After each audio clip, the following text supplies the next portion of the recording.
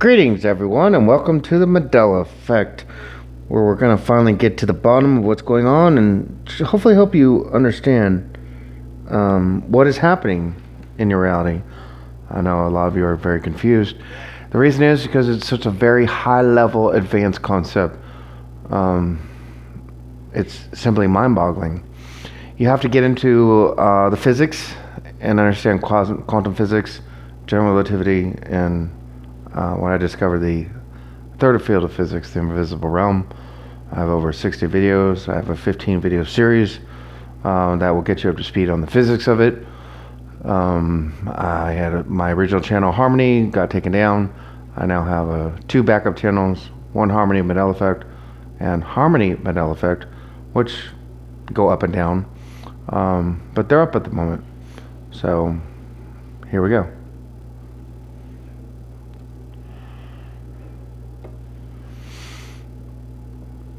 Basically, in essence, you have to wrap your mind around the fact that there is simply no such thing as space and there's no such thing as time. To wrap your mind around the fact that there is no such thing as space, there is what is known as quantum entanglement. Einstein hated this concept. He threw his arms up in the air and walked out of the lecture hall when it was being presented, and he said, "This is spooky action at a distance." So Albert Einstein, is proclaimed as one of the greatest minds ever, didn't like this concept. It didn't jive with him. He didn't understand it. So if one of the greatest minds, a man in the depths of physics, didn't like this concept and couldn't understand it and threw his arms up in the air, then what hope is there for you? Well, there's a lot of hope, because that was a long time ago. We've made a lot of advancements. There's look into the double slit experiment, where photons are being thrown through these slits. When there's no observer, they act like waves and they're all over the place. The second there's an observer, they all act like particles the way we expect them to. So it goes back to the Zen Buddha question: if a tree falls in the forest, did it make a sound? And the answer is no. We've learned through quantum physics in the double slit experiment that as long as there's no observer, then the event never occurred. Therefore, no forest ever existed. And if there's no forest, then the tree did not exist. And if there's no tree, then the tree could not have fallen, and therefore the tree could not have made a sound. So the Zen Buddha answer is, if there's no one there to hear it make a sound, then the event never occurred. You have to have an observer for an event in reality to happen.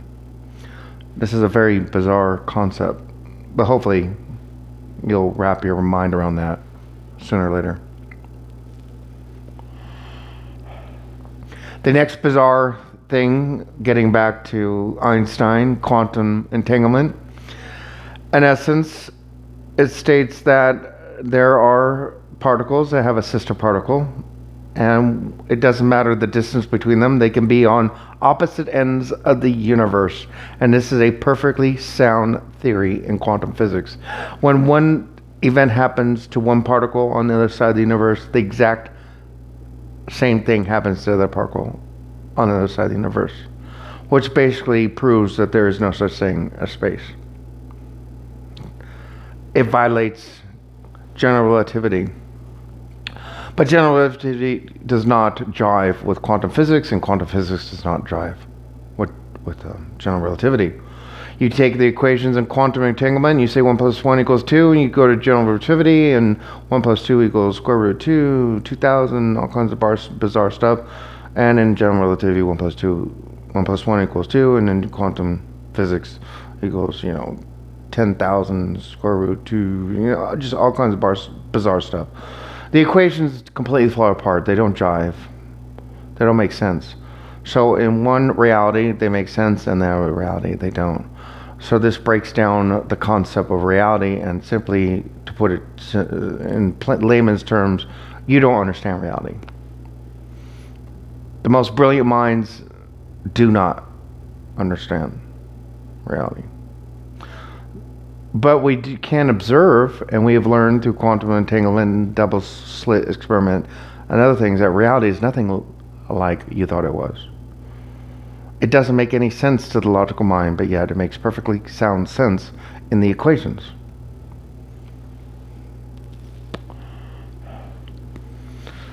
So when you give it the concept of everything you know to be true is not true and throw it out the door, and you have to think outside the box, look in to the box, and go, outside the box, looking in, now I understand. You have to understand that all things in the logical mind, for example, there are people that have the ability to transcend space and time, and they can communicate with people in the past, and you say, well, how could this be happening? Because I'm right here, I'm alive, and let's say you communicate with Nostradamus in what you think is the present, but you say this is not logical because he died hundreds of years ago. How could I be communicating with him in the present? And then you have to step outside the box one more time and go, well, I'm not communicating with him in the present because time is not happening all at once. Time exists all at once. It's a language barrier. We are trapped by language. We are trapped by how we were brought up, our belief systems, and the way we've been programmed. It is very possible to communicate with all beings at all times, all at once. And this is what the top echelon, the elite know. They have the ability to communicate with beings in the past. So they can go back in time, which is not going back in time at all. It's because time exists all at once. And they can go to that guy who wrote the Bible. And they can go, hey, instead of saying, our Father who art in heaven, hallowed be thy name, thy kingdom come, thy will be done, on earth as it is in heaven. And they can say, hey, change that word to in earth as it is in heaven. And because they went back in the past, which is really the present, it immediately changes everything from the past to the present and changes all our Bibles instantaneously. It's a very advanced concept and something that's hard to wrap your minds around, but this is how our Bibles are changing instantaneously. This is how movie lines are changing. This is how everything is changing instantaneously, as if it had always been that way. Because there are beings, there are people, let's say, that have this ability, and they're using technology. Sure, you can go into D-Wave, CERN, I don't care. Explain it any way you want. Find your logical explanation. But there is an organization that has the ability to communicate outside of time and space, and to go back to these people that created these events in our life that we hold dear and true. For example, Luke, I'm your father. They simply were able to communicate with that person and say, hey, don't say it's Luke, I'm your father. Change it to, no, I'm your father. And then instantaneously, everything changes in our present reality. So perhaps I can help explain this a little bit better. Some of you know about the butterfly effect. Maybe this is a way you can wrap your mind around it. If you had a time machine and you can go back in time, and you accidentally step on a butterfly, and then that butterfly has a trickle-down effect, and then eventually changes reality from that moment in the past all the way to the present and the future. So physicists are aware of this, and they try to explain it. So I'll show you their explanation. They explain time as we have our main timeline here. And we call this the river of life. It's a river. So when someone is able to transcend space and time and go back and say, hey, instead of saying on earth as is in heaven, change it to in earth as in heaven. And then at that exact moment, a branch is created and we have this new timeline. And then someone says, hey, change it to, instead of, my mom always told me life was like a box of chocolates. And they say they're able to instantaneously, because all time exists all at once, they're able to tell that writer, hey, change it to, my mom always told me life is like a box of chocolates. And then we have another branch, another river, and then etc. So let's say there's a version of you that decided to, instead of going out and meeting your wife and having children and having the life you had and everything, all the events that transpired from that moment, there's a version of you that stayed at home and didn't meet that wife and meet their kids. And that version of you continued on this timeline. Where the other version of you did go out and meet your wife and have kids, and then you branched out on this branch in this river. And then this decision was made and you branched out over here. And then this decision was made and you branch out over here. So we have the main timeline, the main river of life, what is known as the continuity of space and time, which remains unchanged. But as folks go back in time and change events, and back in time is a bad word. I'm just using that so it's something you can understand. They are able to, since they understand all time exists all at once, they can change this event and create a whole new reality, a whole new timeline, another reality. And then what we have is we have all these branches, and these branches is what has become known as the tree of life. So this is the true essence and the meaning of what is known as the tree of life, and how we have what has been known as this creates a parallel reality, or a parallel earth, or a parallel timeline. You know, use any language you want.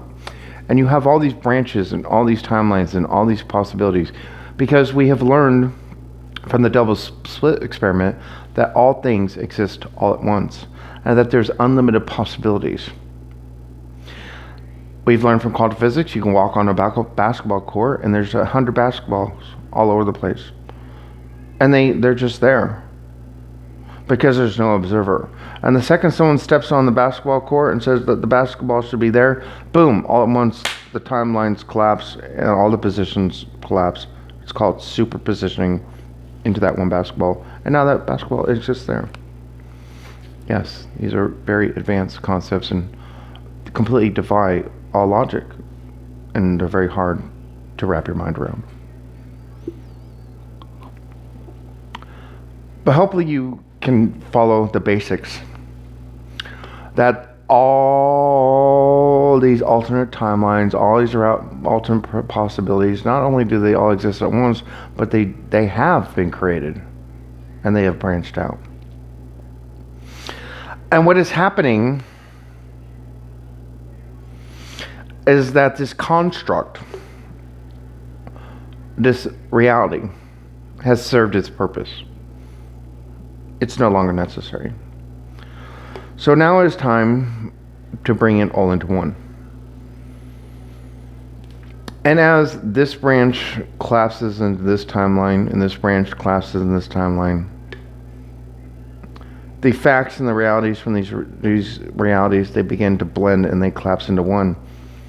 So on this branch, you now have this reality, but you also have this reality and that reality, and you have all the facts, all the events that happen, and they're collapsing and they blend.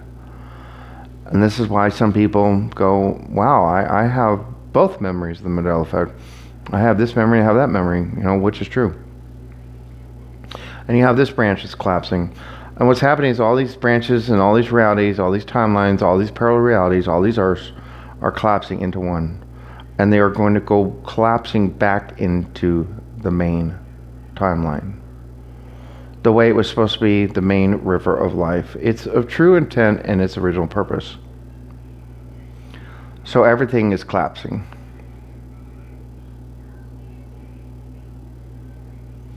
Everything is blending. And that's why if you are from this reality over here, you know this to be true, and then all of a sudden there's this reality and that reality. And it's very confusing. And then we have what's called the natives, who are from timeline 0, the main timeline, and they're like, excuse me? It was never that way. You're cuckoo crazy. It was never like that. It never happened that way. You're insane. You're nuts. It's because they have been on this timeline, and they have not experienced these other timelines. But you have been on these other timelines, and they're collapsing, and you have these other realities. You have these other experiences. You have these memories, but they're being collapsed into the main reality. And this leaves you in a state of confusion because you're like, well, how could this be? Well, I just told you how it could be. Because you were on the main timeline and you branched off and you went over here. And as the timelines are collapsing, things change. And this is why, for example, it was the Flint stones for a long time. And then it's the Flynn stones without the T. And I did a video on this. People said you're cuckoo crazy, you're on drugs, you're on crack. It's always been the Flintstones. You remember being Flint because of the Flint starts fire, and and I got ridiculed. But guess what? Now it's back to the Flint stones. So we have seen that Mandela Effect go from my reality, the Flintstones, to this reality, Flintstones, back to the Flintstones. And so all these memories, all these different facts, all these different realities, they're all melting and blending and becoming one.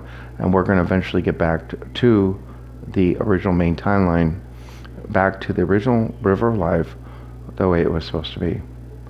And then once everything collapses and it gets back to the way it was supposed to be, and everything is corrected and returned to its original purpose, then the main timeline and the main river of life will move forward back to its original purpose and design. So for those of you who experienced the Mandela Effect, you were off on this timeline or that timeline or this branch over here, and it's all very confusing as everything blends back to one. And then you have all the folks that were always on this timeline going, you're cuckoo crazy, it's always been this way. But think of it from a moment, well, let's say everything collapsed all over to this timeline over here, and to you, it's always been Luke, I'm your father, but over here, it's always been no, I'm your father. What did this timeline collapse in your timeline? Now all these people are totally confused. They're like, oh, it's always been no, I'm your father. It's always been, it's a beautiful day in this neighborhood.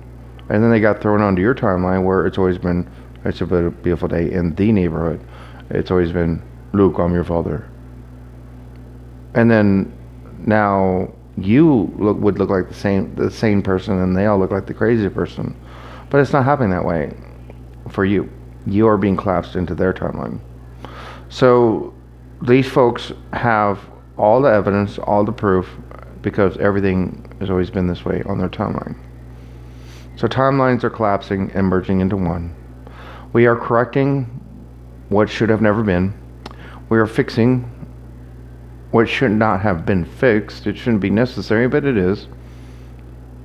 And we're fixing everything.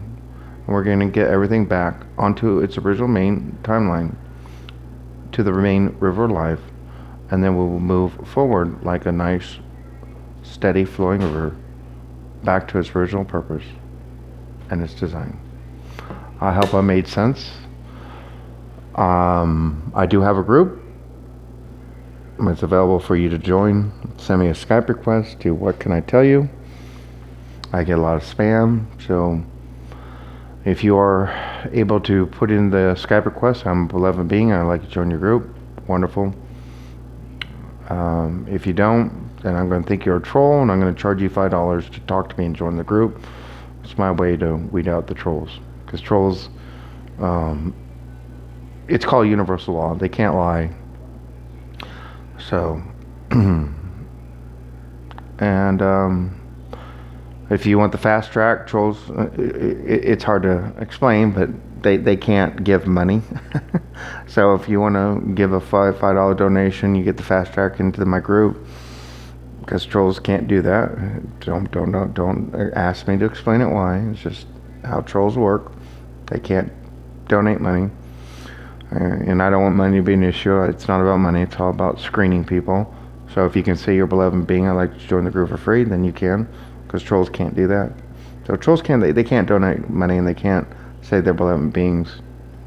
And if you don't do that, then, you know, I just have to find a way to weed out the trolls, and this is what I've discovered about reality. So it's not about the money. But anyway, we have a group with multiple text and voice channels. I do weekly conference calls. So it's a support group where we all to get together and talk, and you know, it's a place of unconditional love and acceptance, where we don't call each other crazy or insane, and because we all know we're going through this, and we all understand, and we're all going through this together, and we're all here to help each other. So, God bless, peace, and good night.